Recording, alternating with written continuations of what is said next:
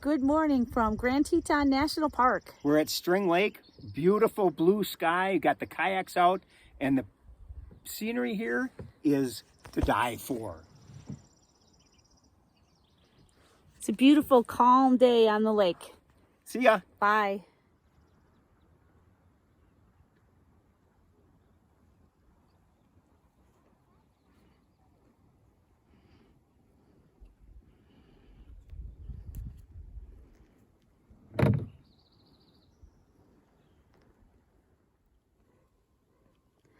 Well, this is definitely the prettiest place that we have ever kayaked.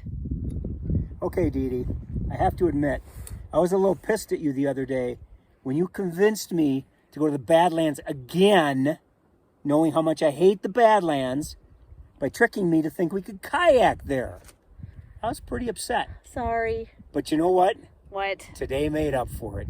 What a gorgeous place to kayak. Absolutely. This is a little better than kayaking in the Badlands, huh? Well, yeah, because the Badlands stink.